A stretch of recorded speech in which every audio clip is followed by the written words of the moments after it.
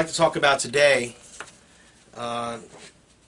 is some of the current news that we're having as it pertains to Fast and Furious and the rising prison population and the drug trade.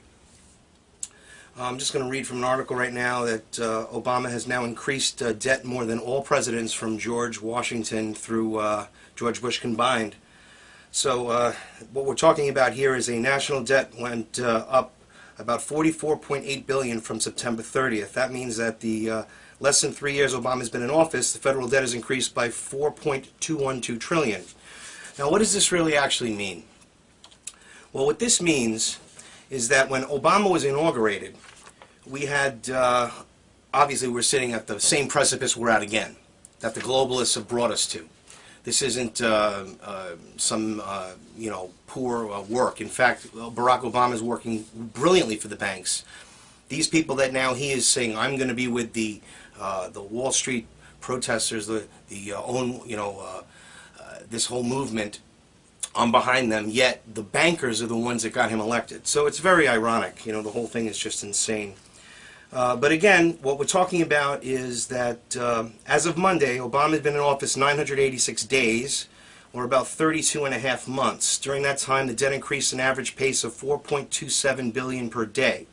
Were that to continue until his term ends, we'd stand at $16.8 trillion, an increase of more than $6.2 trillion for Obama's 4 years. That would equal $53,000 for each American household, or more than $66,000 for each private sector worker. Now, this debt did not exceed $6.2 trillion until 2002 when George Bush was president. Now, interestingly enough, they're trying to pass this off like the right and left is the fake. This is the fake paradigm. You see, these people all work for the same forces that are absolutely dedicated to deindustrializing America and taking away our basic rights, imprisoning us through debt and through insane regulations that they continue to haunt people even after they pay their debts to society. And we'll talk a lot about that today.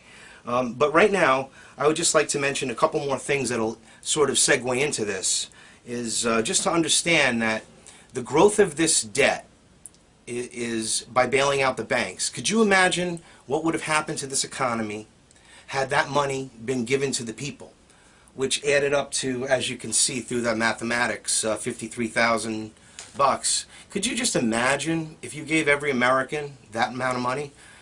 But these, they would just be foolish with it and they would spend it. Well, what are the bankers doing? Hoarding it, not putting it back, not giving the loans, making the criteria harder because of their own deception to get the people to buy homes, thanks to Clinton, making it easier for home ownership.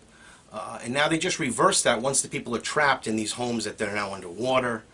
And there's a lot of muck in the mire right here. Anyway, Obama held a press conference, and he claims that Eric Holder knew nothing about Fast and Furious. He knew nothing about this. Now, this is all related. You see, the debt, the enslavement of the people, bringing the drugs in, prosecuting the people that use them, and crushing their competition.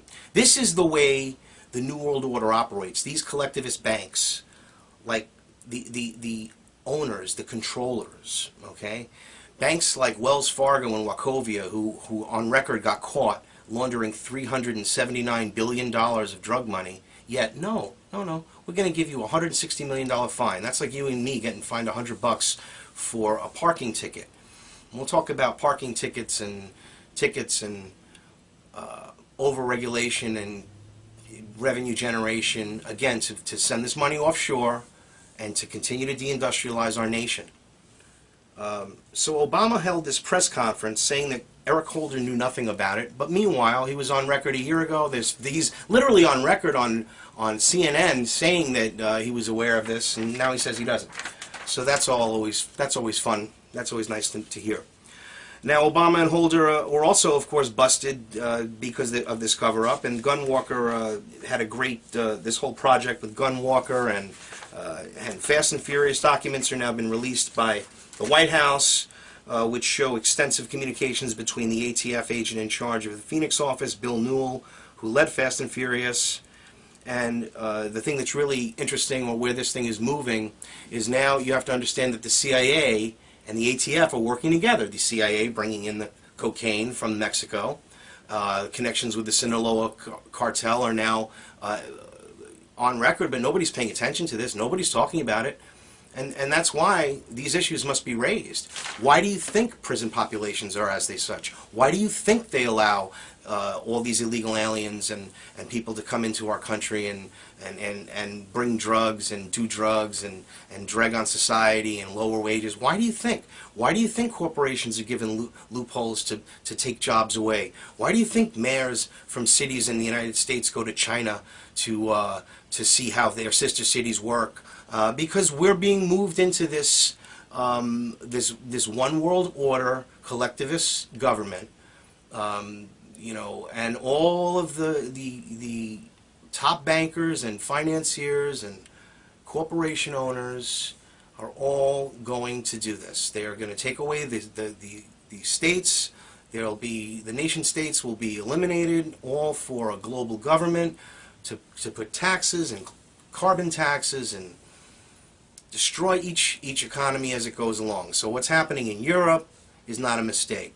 They've done this over and over again. They did this in the Great Depression by causing the Great Depression, and all the people that were on the inside got out of the market.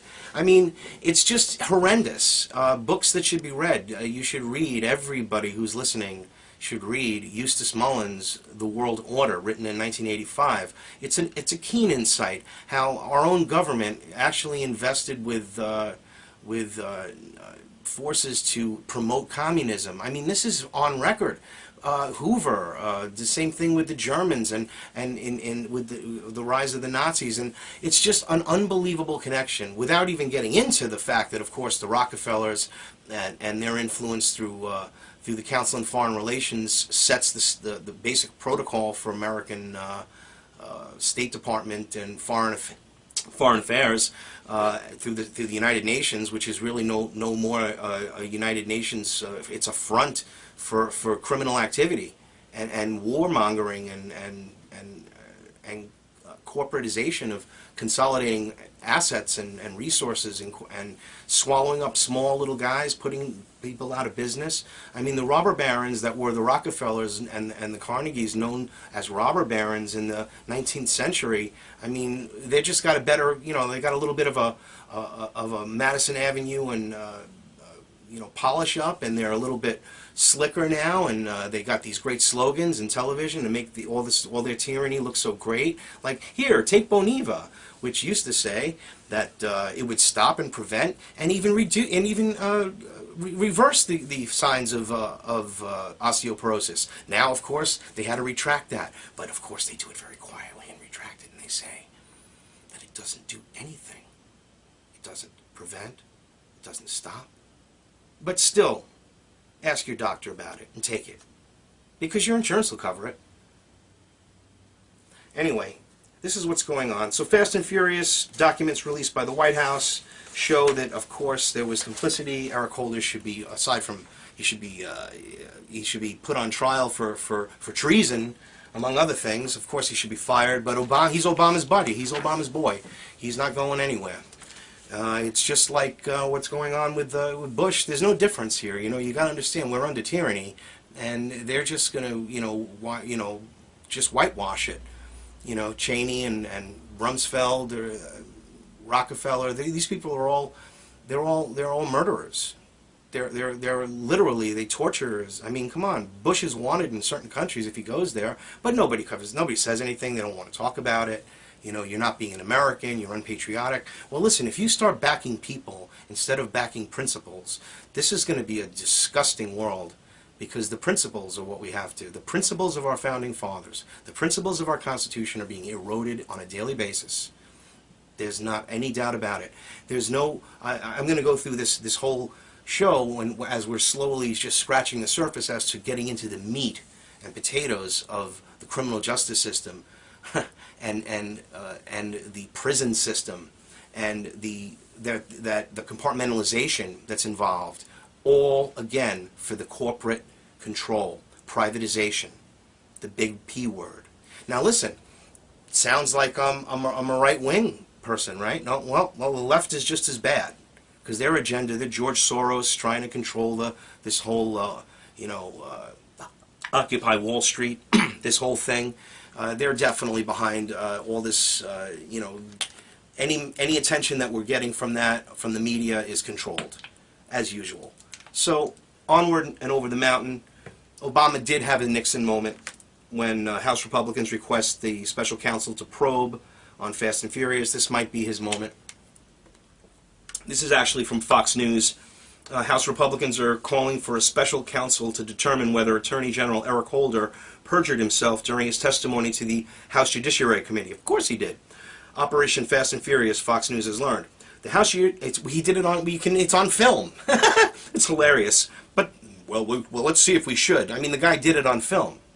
I mean, now, this is why they don't want things to be on film, but they want to film you so they can incriminate you.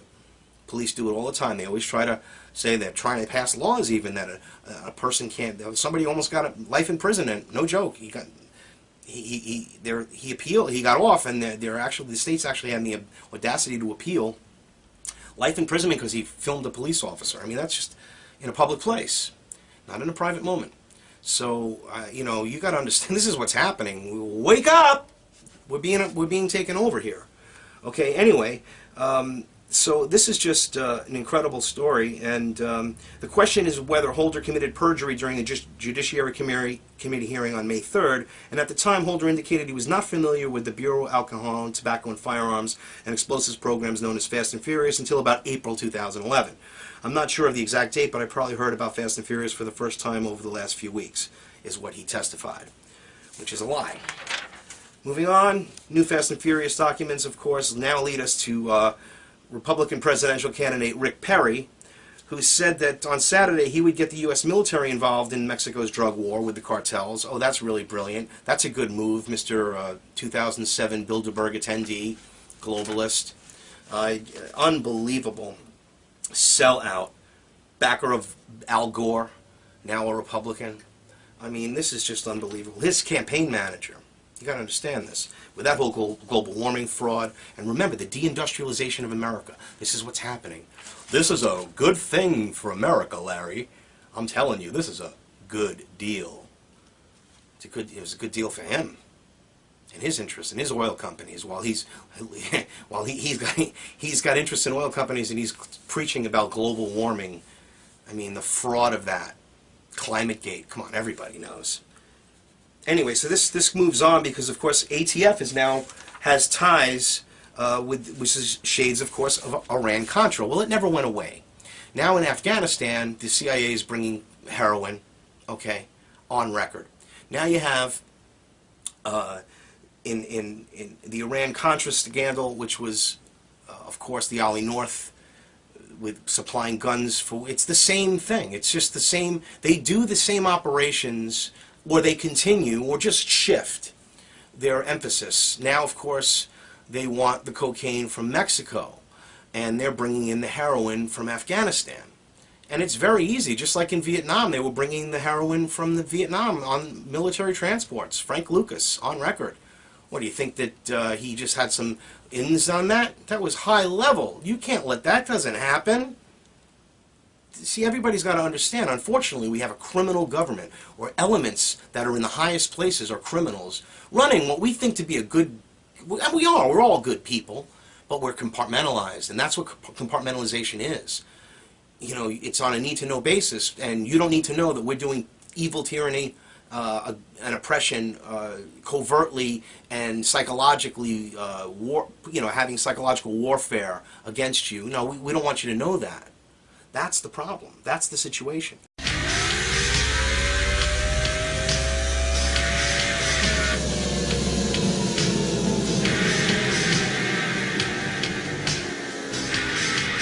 What I'd like to talk about today is some of the current news that we're having as it pertains to Fast and Furious and the rising prison population and the drug trade. I'm just going to read from an article right now that Obama has now increased president. Now, interestingly enough, they're trying to pass this off like the right and left is the fake. This is the fake paradigm. You see, these people all work for the same forces that are absolutely dedicated to deindustrializing America and taking away our basic rights, imprisoning us through debt and through insane regulations that they continue to haunt people even after they pay their debts. This is debt more than all presidents from George Washington through George Bush combined. So what we're talking about here is a national debt went up about $44.8 billion from September 30th. That means that the less than 3 years Obama's been in office, the federal debt has increased by $4.212 trillion. Now, what does this really actually mean? Well, what this means is that when Obama was inaugurated, we had, obviously we're sitting at the same precipice we're at again, that the globalists have brought us to. This isn't some, poor work. In fact, Barack Obama is working brilliantly for the banks. These people that now he is saying, I'm going to be with the Wall Street protesters, this whole movement, I'm behind them, yet the bankers are the ones that got him elected. So it's very ironic. The whole thing is just insane. But again, what we're talking about is that as of Monday, Obama has been in office 986 days, or about 32 and a half months. During that time, the debt increased an average pace of $4.27 billion per day. Were that to continue until his term ends, we'd stand at $16.8 trillion, an increase of more than $6.2 trillion for Obama's 4 years. That would equal $53,000 for each American household, or more than $66,000 for each private sector worker. Now, this debt did not exceed $6.2 trillion until 2002, when George Bush was president.